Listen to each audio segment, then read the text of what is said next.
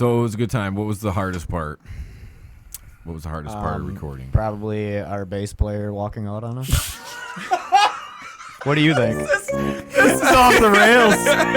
No, that's the first thing I wanted to bring up. I mean, we waited a long time to make this CD happen. It wasn't just a money thing. It was more of a we wanted to have a full lineup, and we had a full lineup for fucking damn near 6 years, and we were stoked. Yeah. Then we decided, all right, it's time to do it. We're gonna all put money down and everything. Well, that flopped. You can do that noise all over again. Yeah, do that noise.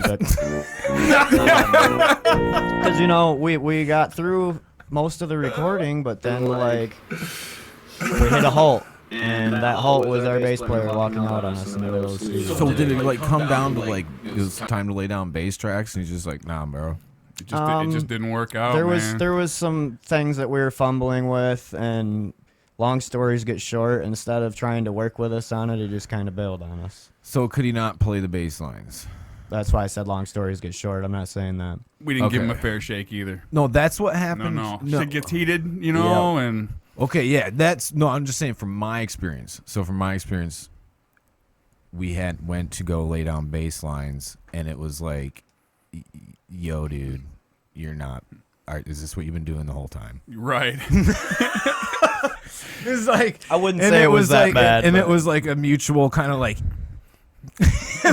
Bye. You can't really See, what had happened was I was recording my guitar parts. It was I think it was Friday, wasn't it? Mm-hmm. It was the Friday, and I recorded 7 songs in 4 hours. You crushed it, man. I was seriously impressed. Everybody was like kind of in shock, and then Rob was supposed to go after that and do some, and I think like it kind of stressed him out a little bit, and when it came down for, I went home for a little bit, and I was going to come back, and they were going to record some bass, and I came back, and they're like, we need you to finish your songs today. I'm like, okay, what the fuck happened there? So I wasn't part of any of the conversation these guys had. They had a meeting at the table there. They called me in.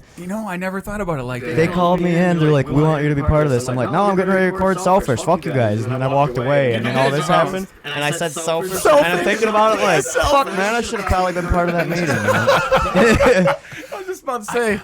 Yeah, I never thought about it like that, though. You're right. You left and shit hit the fan. You came back to a fucking shit happened, show. dude. I don't know what even happened. Shit hit the fan. I know, obviously. So fucking shit hit the fan. So Rob came to town to quit the band. I thought that was the easy part. He just came there to quit the band. Dude, he was there no more than 3 minutes. I didn't even get to barely say anything. Like, I walked away for a minute, and I came back, and he was already walking out, and he had already made a post on Facebook in the fucking parking lot of the studio. So he already had his mind. You can tell. He already had his mind made. Well, dude, he was my brother for a long time, My brother, too, man. Yeah, but happens. There's a difference here. I've been super close to that motherfucker for the past 3 years now. Riding with him everywhere. I rode with him to practice. So was for a this long day time. 1 of recording? He never fucking threw anything into my head. Day 6 or 7. About wanting So he had already been there recording. Did he already record parts? No. He hadn't recorded. He was just there for the process up until his part. And He decided left he was after I finished my parts. He left that night, and then he came the next morning. It was supposed to be him, and he said he didn't have the heart to do it anymore. Is the words we got. And Miller... We're dicks. I mean, there's no denying that we're dickheads. Oh, yeah. So you can't say that we're not dickheads in this scenario because we keep it real blunt. We keep it real clear. We ain't sugarcoating shit. So, words start to fly, and all of a sudden tensions rise, and everybody's at each other's throat. Well, when all this happened, Miller's like, wow, well, totally unexpected, and he's like, well, we're trying to record a metal album here, like, can we use your bass rig and shit? We're trying to get this figured out. And he's like, that's not really my problem anymore, and walked off on us. Whoa. So that was why I felt disrespected right there a little bit. And I will put that out there. Like 5 years. But, I mean, 5 shit happens, years, man. If you're not happy, that's fine. I wish him nothing but the best, and we'll move on from there. Yeah.